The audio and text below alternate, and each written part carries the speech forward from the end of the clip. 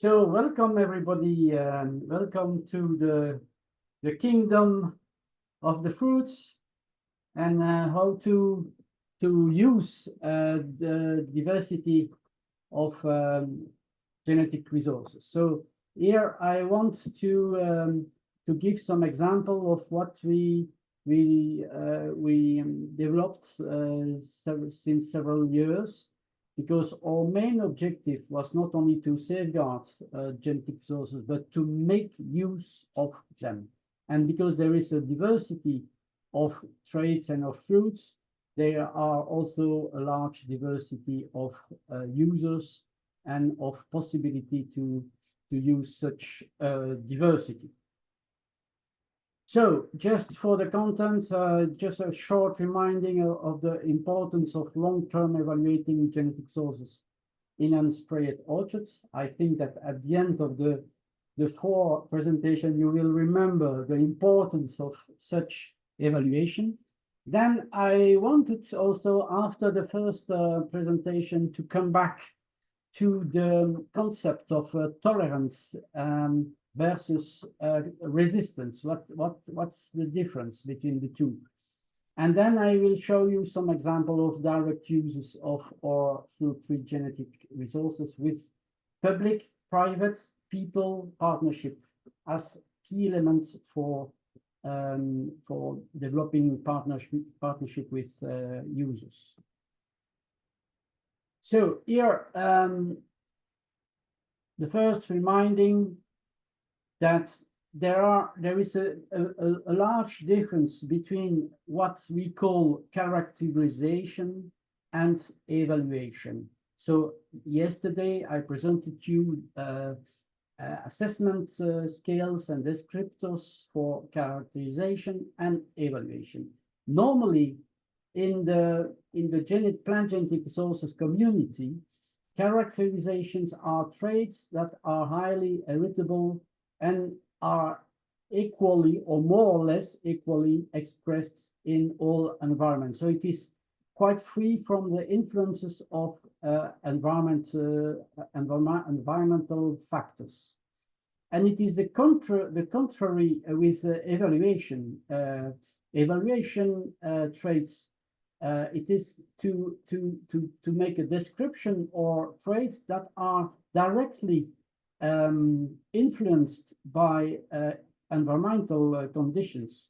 So you need to have long-term evaluation process to be able to have good data, because your data will be variable between years, between place, and so on. So evaluation is a process of a long-term activity.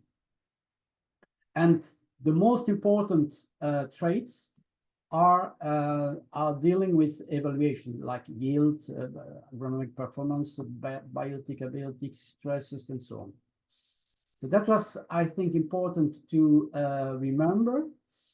Then the importance of having evaluation orchards that are non-sprayed on a long-term base is also important to be able to have this dynamic interaction between the co-evolution of pest disease. So the strains of the disease could be evaluated each year, because there are sexual reproduction. So it means that they are producing a large diversity of strains, and there is an evolution of strains. And then you can see the co-adaptation between plants, genotypes, and the evolution of strains, but also new disease, new pests, and also all those interactions make that you have a dynamic co-evolution interaction between climate, pest disease, and your genetic resources that you want to properly evaluate. Then another aspect that is more recently defined is also the interaction with the microbiome on the surface of the plants, in the root system, the interaction between climate, all those microbiome interactions. And there you can see that there is also a dynamic co-evolution of everything together, qualitatively, but also quantitatively. You can get new resurgent pest or disease, but also you open the door to a new pest, a new disease, then you can get good evaluation of your material. And then there are a large diversity of combination between all those stresses. So I think for us, that's the fact to develop non-sprayed evaluation is the only right way for having a good fruit-free genetic resource evaluation process. Then the concept of resistance. What means resistance? Here you can see the different aspects of resistance. Firstly, you have the true resistance. Then you have the difference. That's Van der Planck was a phytopathologist who developed the concept of vertical resistance and horizontal resistance. It means one race-specific resistance. That means vertical resistance is race-specific resistance, and horizontal resistance means non-race-specific resistance. Very often we confound the two by saying that vertical resistance is very often or nearly always a monogenic resistance, and very often or nearly always horizontal resistance is based on polygenic resistance. Then you have non-host resistance. It means that Venturi inequalis cannot infect a pear, because on pear you have Venturia pyrrhina. So the Venturia pyrrhina is specifically virulent on pear, and Venturia pyrrhini is not virulent on apple. So it's a non-host resistance. Then you have something as the phenotype. You see plants which seems to be resistance. Then you can have two type of a background of what is happening. Firstly, your plant can have escaped from infection. I take an easy example.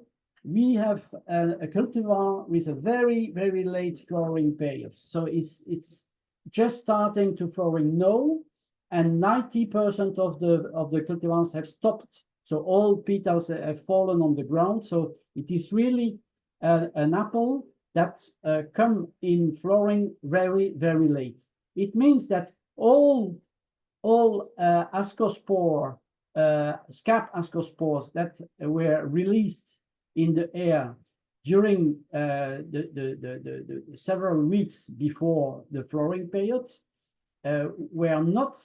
they had not the possibility to infect the plant. So the plant escaped from the infection because there were no susceptible organs present where the peak of infection were present. So it's a kind of escape from the disease, but it is, for a farmer, it is very important and interesting to have such cultivar. But genetically, if you take the same plants, you put it in a greenhouse and you artificially inoculate this late flowering apple cultivar,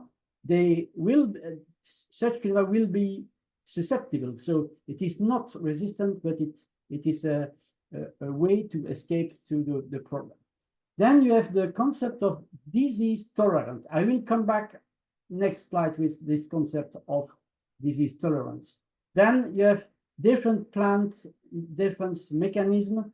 I will not go into these details because it's not the topic of today, but there are many kinds of defense mechanisms in the plant that can be expressed when there is a start of infection.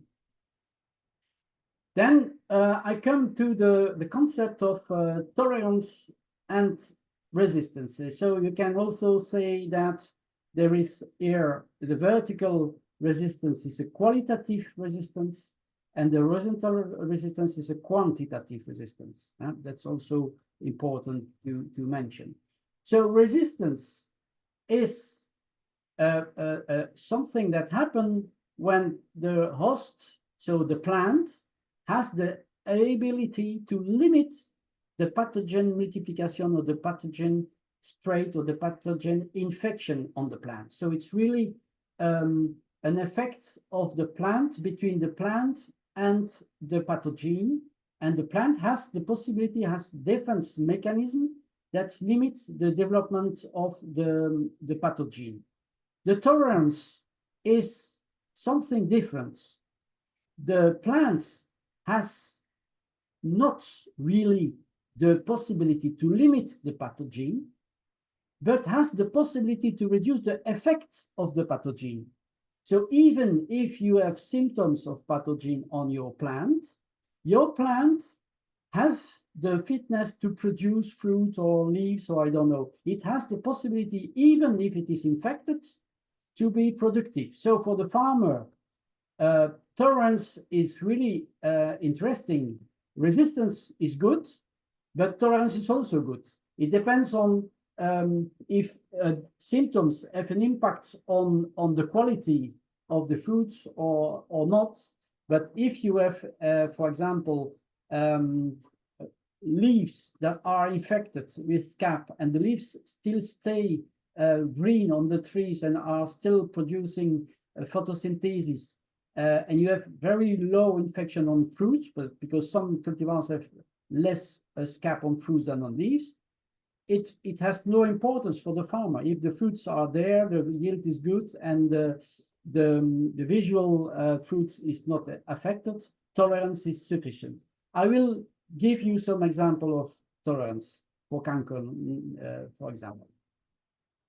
Here you can see, for example, a kind of low susceptibility or disease quantitative resistance. If you have here on the figure, the blue one is Président Roulin. You have the years, different years in unsprayed orchards.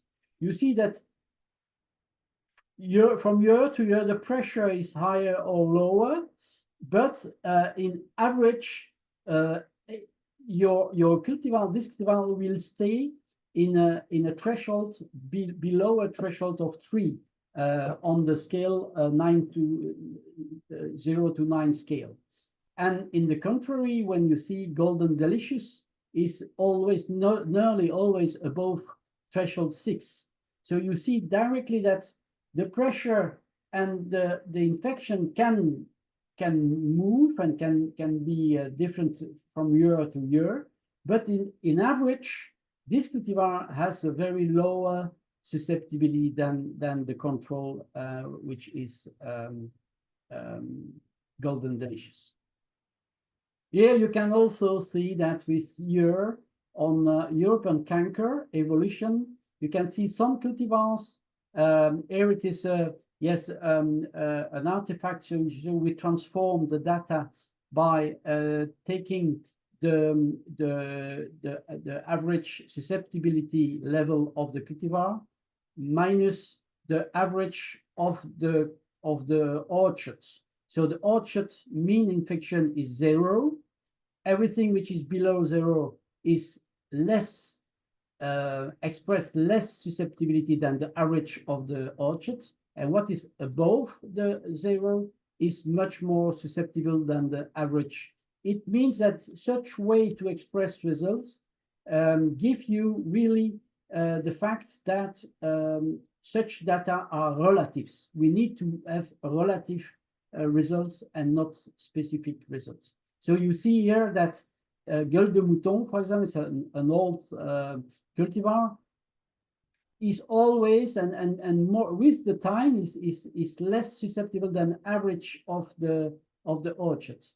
And other cultivars like here white transparent is much more susceptible, and also during the time is much more susceptible than others. And then you are in intermediate cultivars like Bellefleur de Brabant and so on.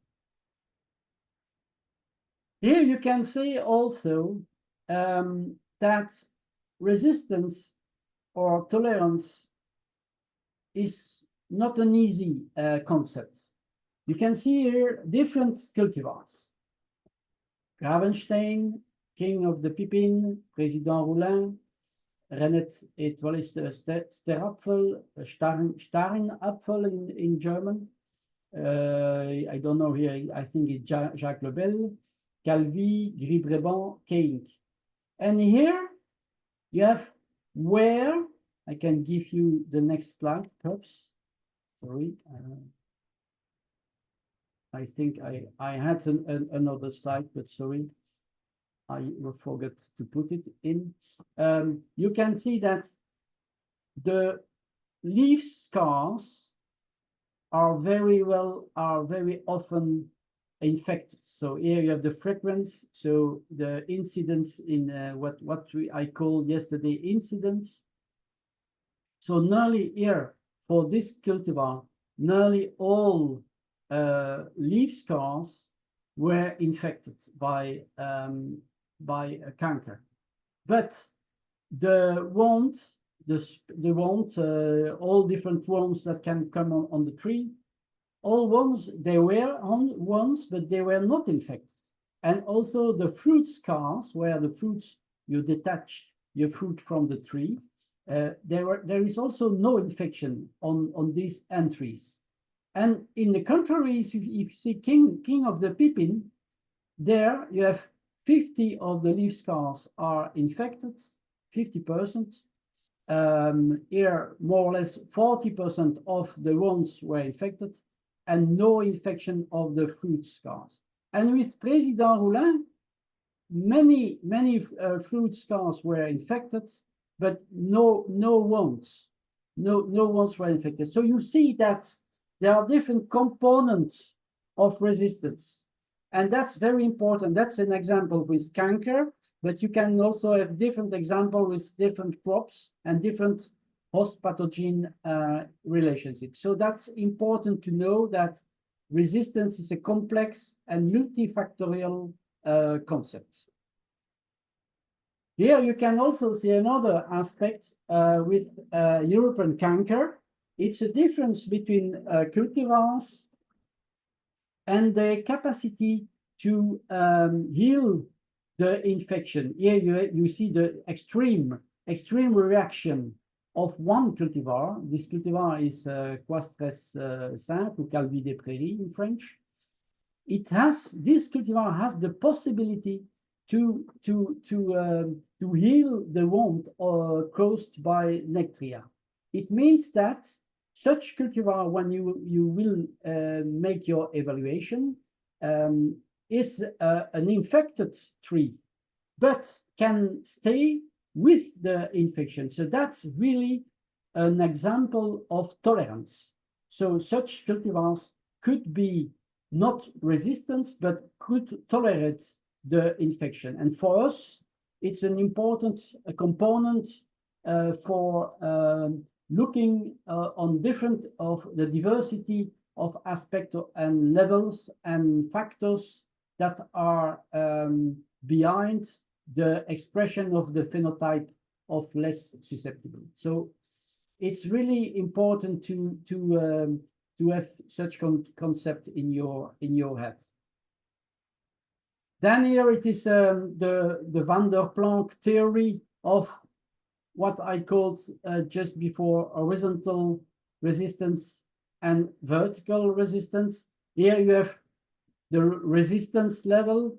It means that variety A has a vertical resistance to strain 2, to strain 6, to strain 8, and to strain 9, but has a very low horizontal resistance in general. So here you have a complex between vertical and horizontal resistance.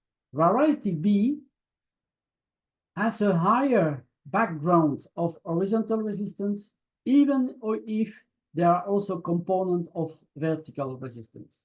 And if you well understand this concept, you can also understand that our way to manage in the next lecture on breeding, we will combine a higher level of horizontal resistance with eventually some monogenic or vertical resistance. It means that if there are strains like here, if the strains 2 is coming on this cultivar, this strains 2 is virulent on this cultivar, the susceptibility will not be so low, because you will have always a level of horizontal resistance that will protect your plant. So there are different barriers of resistance, and that's also a very important concept. And then here today, the main topic of the presentation will dealing with promoting use of our genetic resources. That's what we have discussed all those aspects yesterday, and now we will develop those aspects today. And we haven't discussed about traceability database, but that could be defined another time. So we have developed promoting use with nurseries, with fruit growers, with processing SMEs, and also that will be the next presentation with breeding. So that's the four ways to promote the use of old cultivars. Those three uses are direct use. We are using directly the old cultivars for releasing them for specific utilization. And here it is a secondary valorization by using old cultivars as parents, and from the cross you will create new cultivars, but they are not directly as such used for valorization. And also you see with the time table that when I say it's a long-term process of evaluation, you have to wait between 6, 7 to 8 years before you will have the possibility to define the utilization of your material. So that's time is important. So that's what we will discuss today. Sorry for that. The first utilization was as an agronomistic attitude, so really to use on the best way the old cultivars, was screening our cultivars in non-spread conditions, and the idea was to select cultivars that could be used by gardeners also for standard tree orchards in no sprayed conditions. So you need good disease tolerance, good robustness, sufficient rusticity, and also multiple uses. But also we wanted to enlarge the diversity of the catalog of cultivars that are released by the nurseries with original taste, original uses. Also to spread the consumption period for a family. It is important to have fruits from early July to late May, if possible, and also to produce healthy fruits. Therefore, we need to test such cultivar not only here in our institute, but also to have a network of testing places, to have the interaction with climate, with soil, and so on. But we need also to define which are the good pollination combinations, and also to see what are the adaptation of such cultivars to the rootstocks and also to the type of fruit training. It means that all old and cultural heritage cultivars are found not well adapted to be largely promoted.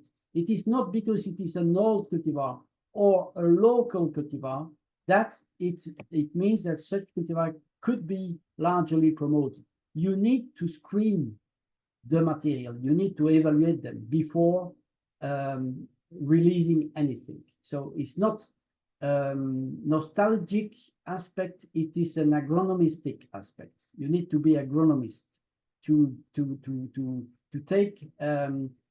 take into account all the traits, good traits, bad traits, and then you are looking for compromise.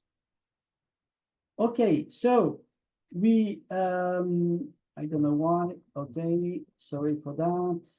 Sorry for that. Okay, then the first way we defined since 1985, so it means 10 years after we started the project, we started to release old cultivars, but with a kind of label. It means that the cultivar that we were releasing, that we are still releasing with the nursery, have a label on them, and the label is RGF. In French, it means Ressources Génétiques Fruitières. Jean Blou is the place where we are working. And in English, it is Fruit Genetic Resource. It means that the gardeners or the farmer who will go to the nursery, he will see a list of cultivars, and with some cultivars, there will be a small label up the name, and they will understand that we have selected such old cultivars because they are more tolerant to disease, because they are adapted to non-sprayed conditions, because they have a larger diversity, because they have specific taste, because. It means that there is an added value. And also, it lets see to the people that we are using old cultivars. And old cultivars is not like a museum, but it is really something that you can make uses and make have happiness and healthy product with such old cultivars. So since 1985, we developed a partnership with 27 private nurseries.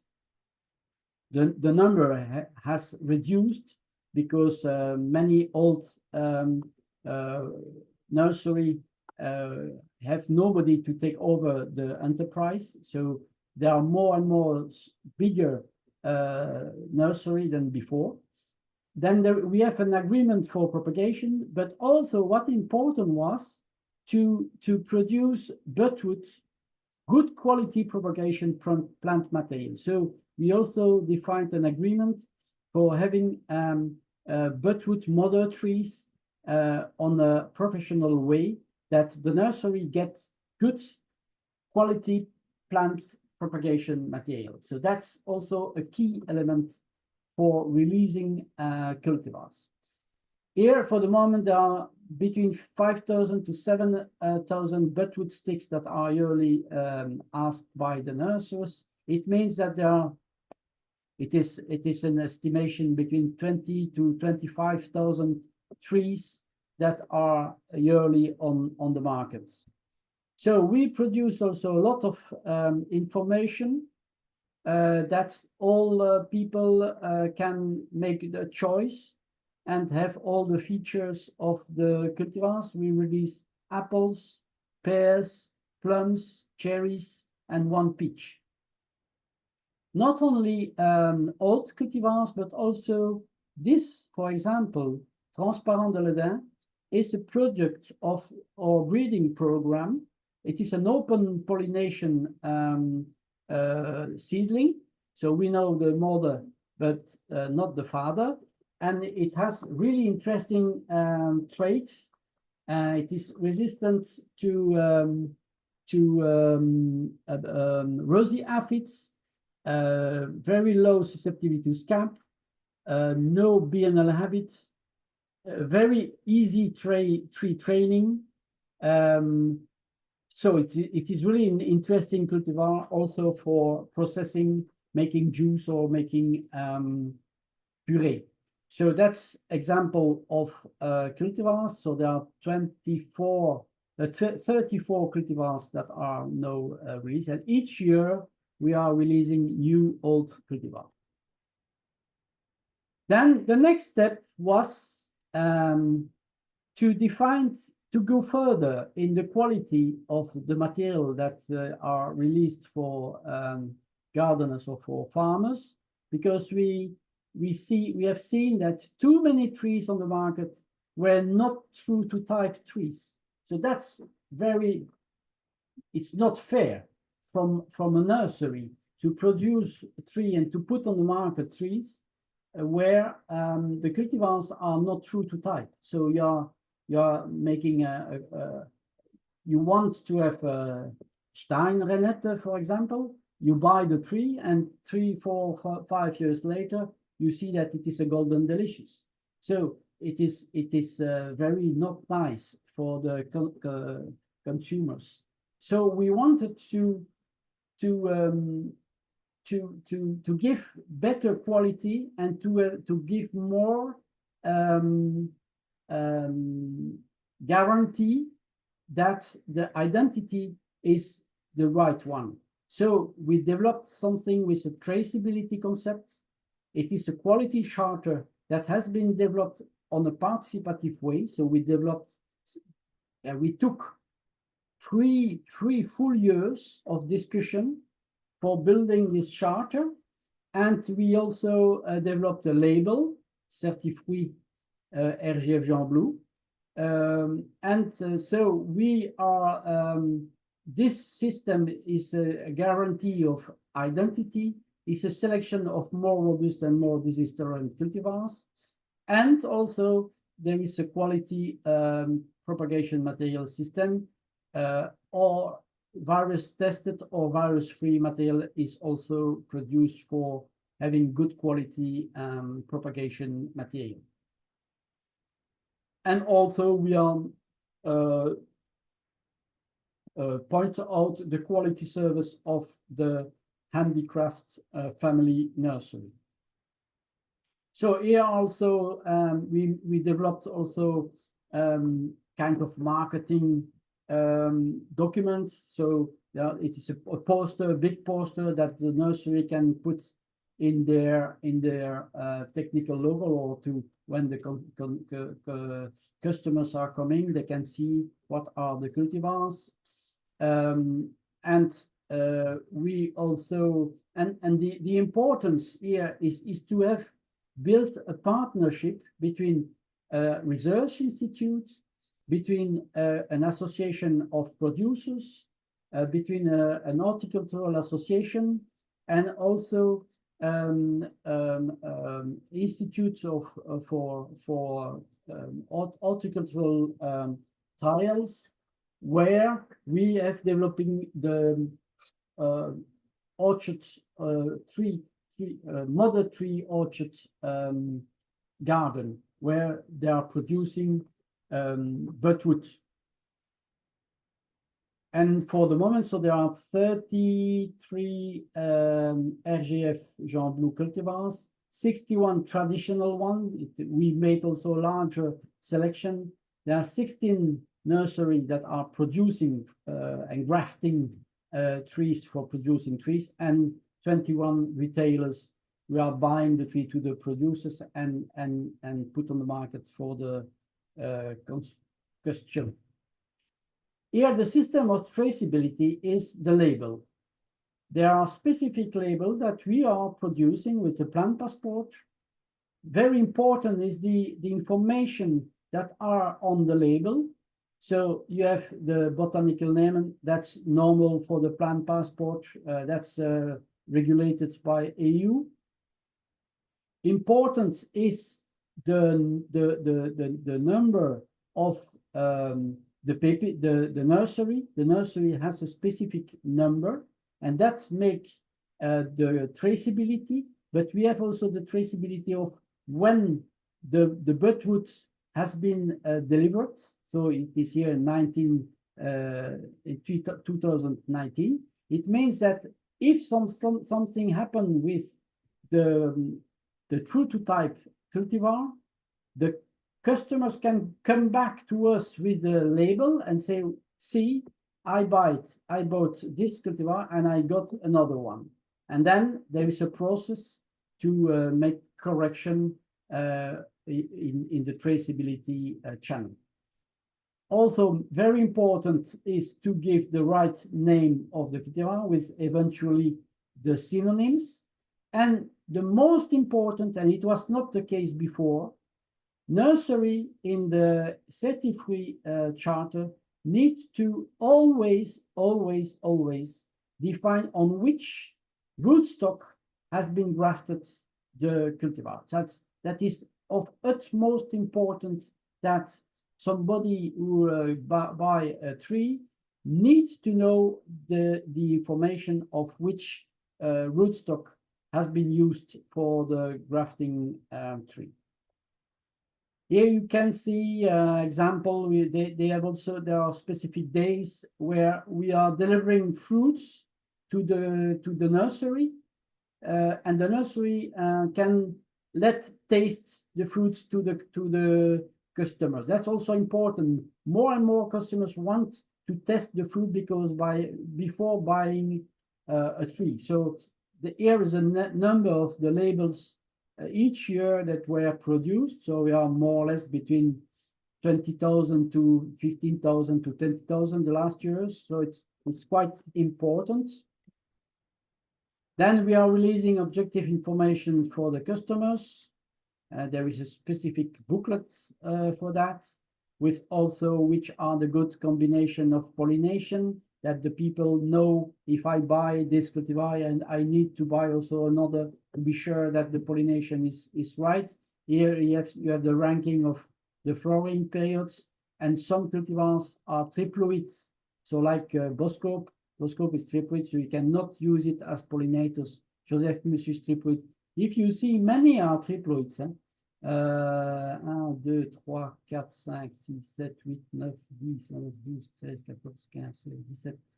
I think probably the 40 to 50% of the good cultivars are triploids. And why? Why? Because in the former time, nobody knew about ploidy, but it was a mass selection. A triploid cultivar is much more bigger than a diploid one, and therefore it was one of the criteria for selecting a triploid. Also, triploid cultivars are very often more robust and have better capacity to grow, and have also this capacity of tolerance to some disease. I was speaking about this Joseph Mus, for example. Joseph Mus is an old cultivar known in Germany.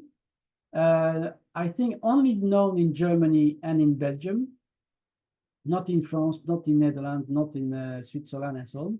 And it is a triploid cultivar which can be quite heavily infected on leaves, but the leaves stay on the tree, big dark green leaves, and they are continuing to produce photosynthesis even if they are infected by scab. So that's such description of a more robust cultivar than another, or also a more tolerant cultivar. Very important is also to define for each cultivar and for each use the right rootstock. Rootstock is very important. And here, for example, we are pushing our nurserymen to graft the pear cultivars on Pyrodwarf instead of on quince, because Pyrodwarf is also something stronger in vigor, but also have a better capacity of adaptation, and there is no incompatibility. That's also very important, because many or not many, but quite many pear cultivars are incompatible with quince rootstock and need an interstem, and that's not the case with Pyrodwarf. So Pyrodwarf, I think, will become a more and more important rootstock for pear, even for organic farming growing systems. With the climate change, I think we will need more vigorous rootstocks to be able to have the better capacity of adaptation to extreme climatic conditions. So that's an opinion. We are developing trials with that. We will see in further time. For apple, the same. So importance of the rootstock. We are pushing M25 for standard trees, for high stem trees, because M25 is a very good compromise between vigor and productivity. So it's a very good, for us, one of the best rootstock for high standard trees. Then we are pushing for amateur and half standard MM111, better than 106, which is more and more susceptible to Phytophthora cactorum. And here you can see the difference of root system between MM111 and M25. You see that each rootstock is developing its specific adaptation capacity with the roots. That's also something that will become more and more important. And then in the next step of the charter, we also pushed the possibility to produce a better fruit tree quality and to promote the central leader tree training. You see, there is a central leader and then non-pruned laterals. That's such trees are very easy to train and very easy to produce fruits and much faster than the former system. And we are also helping the nursery to develop this system. It was not the case before. Before, the trees from the nursery were awful. They cut everything, and then there was many branches, but non-useful branches. Here, more or less all branches are useful for the tree. So that was also for us important to improve the tree quality coming from the nursery. So here there is a Transborder website where you can get some information. Then the next way to valorize old cultivars is to develop partnership with apple and pear organic juice and cider producers. So we developed a lot of analysis of each cultivar separately, and then make chemical analysis, polyphenol content analysis, but also sensorial analysis. And then we made a blend, a mix of different cultivars to make the compromise between quality and quantity. It means that a farmer needs to be to have an economic activity, and so we need some compromise between different cultivars. And we made a mix of 5-6 apples together, which are in average good for yearly yield, so less or low biennial habit, and also the mix of the cultivars give a good tasty juice with a good polyphenol content, long taste in the mouth, and so on. So there are different partnerships with different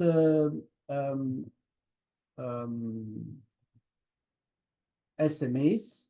So with Pajottenlander, that's an organic juice producer. Stassen, we developed also specific, and we tested also specific cultivars. Geneva was a red-fleshed apple, but we will see in the next presentation also we developed a specific breeding program, but also with cider. Also testing with this cider company, we tested different cultivars and they made specific cider with one cultivar, and we tested the taste and the acidity and the polyphenols, and that was really interesting also for developing specific product or to blend different cultivars. Then for being able to give some advice, we developed also on a participative way, testing on different places with farmers, testing different cultivars, sometimes with different rootstocks, and with such data, we were able to give good information for the users. Then there are also new different kind of new alternative food production systems in development. The first one is there was one farmer wanted to combine pig, open air pig and food production. The most demand was coming from poultry, chicken, who wanted to have specific or you call that design, orchard design. Here you have the poultry house, and there are specific hedges. Sorry, come back to the tree. There are hedges that the chicken go there. Then there are bushes, and here is the orchard. And at the moment, there are more or less 30 farmers who have asked us to help them to develop the concept of combination between grass, poultry, and fruit trees. The more common orchard meadows are with cows, milk cows or meat cows, but also with sheep. So there are more and more alternative ways for developing non-sprayed orchards, meadows, and or agroforestry orchards. And always it is a kind of participative collaboration between the demand and what we can help them. So here another example is we have at least 4 or 5 vegetable producers asked us to integrate rows. So here you see double rows of fruit trees. We tested different rootstock M7, M106, and 125, and in between those 2 rows you have 15 meters where they can produce vegetable. And in between the rows, the 5 meters are separating the 2 rows of tree. In the young stage of the orchard, they can also produce the first year's vegetables there, but afterwards it is more grasses and flowers where they can also go and to collect the fruits.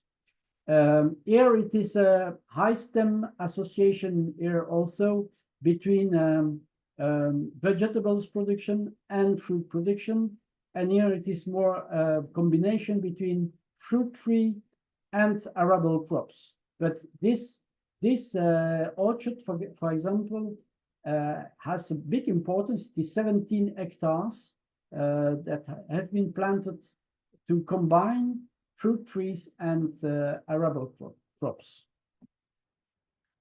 And now, because there are more and more fruit trees that are planted in orchard meadows, there are initiatives to valorize and to develop economical channel for valorization of such fruits coming from orchard meadows. So we estimated that the last 15 years in our small region, there has been planted 30,000 trees, fruit trees. So there is a big demand the last 5 years, and there is always more demand than fruit tree on the market. So there is a high pressure on the availability of fruit trees the last years. Sorry. But with the times, all those fruit trees will produce fruits. And we need to also to develop an economical channel to valorize economically this diversity of food. So there is an estimation of more or less 50,000 tons will be produced in 2040. So that's not so small production importance. So due to that, we developed together with an association, an NGO, Diversifruit, and also with a regional funded project. The name is now Wall for Fruits. It's an association between Diversifruit and CRAW. And we are promoting modern orchard meadows. We are looking for a future, economical future for a sector for valorization of fruit trees, and also for valorization new low input agroecosystem with larger diversity inside and outside also the orchards. And you see here three actors. So you have the association NGOs, Diversifruit. You have our institute, safeguarding, but also releasing cultivars, and also having developed all the partnership with the nursery. So there are fruit trees available of quality for those people. We have selected more robust cultivars, so it is feasible to plant such cultivars.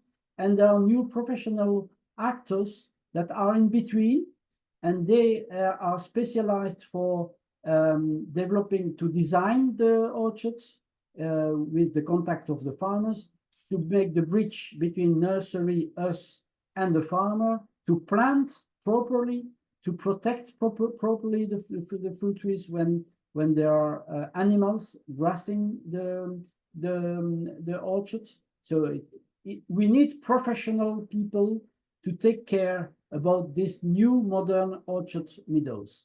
And such professional actors are key elements for development of an economic activity for making use of such old cultivars, or direct use of such cultivars.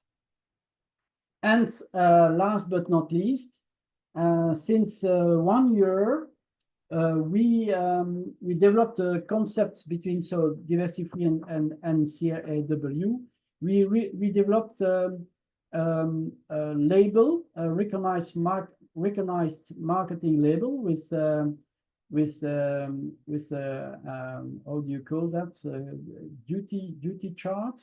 The name of the label is Verger Vivant, and the label certify high stem orchard fruit production methods with a good traceability between the production, but also with the production, the processing, and the marketing, because some of the fruits will be used directly for fresh consumption.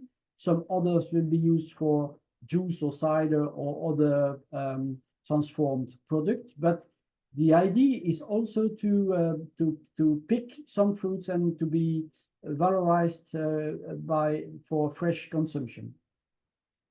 And the specific features of this label is the fruit will be produced without any spray scheme, so only basic substances. And there will be, we will push that we promote functional biodiversity in such orchard, because they are not sprayed. And also to make a good association between animals, grassland, and also the good choice of cultivars and the good tree training, for having a good balance between all the aspects to build a more resilient agro ecosystem. So here are some sources of further information with the first website where you can follow your query if you want. And my conclusion: after so many years of partnership, private, public, and people partnership, we can get some conclusions that collaboration with NGOs, but also mostly with private partners, boost efficiency of public service. We need to be more precise. The objectives are more sharp. Time is important for private partners, so the synergy is positive because there is a complementary expertise between the different partners. That's one key element.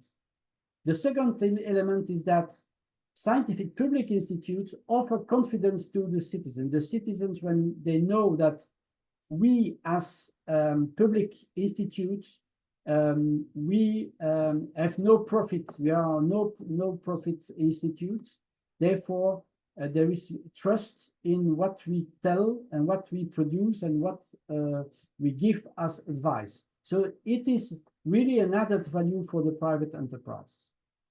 Then very important is to develop fair and transparent partnership, to produce also clear agreements between the partners that to avoid any problem in the future.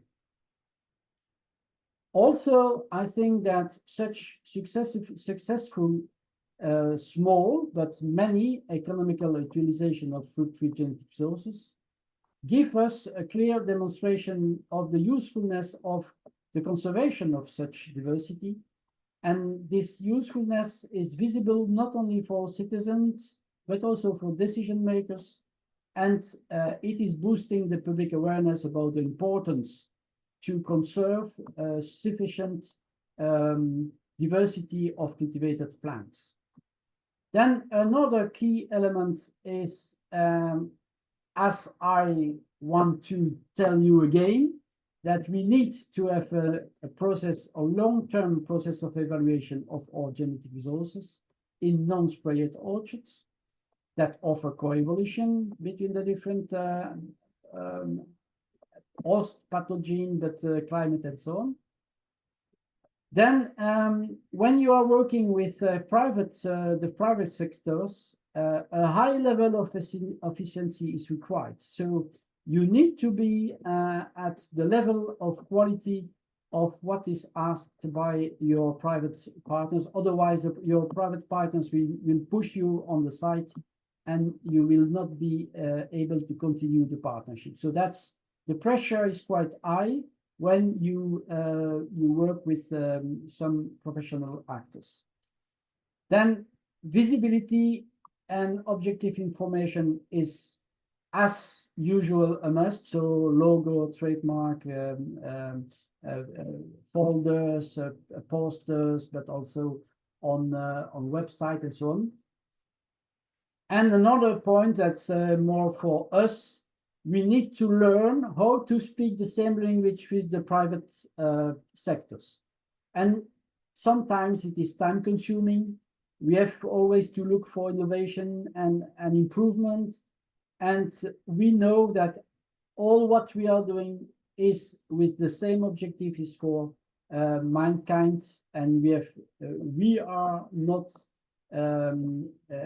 our objectives is certainly not to make profit, but to develop economical activity, local economical activity, and non-delocalized activity with healthy product, and for the people that have good alimentation.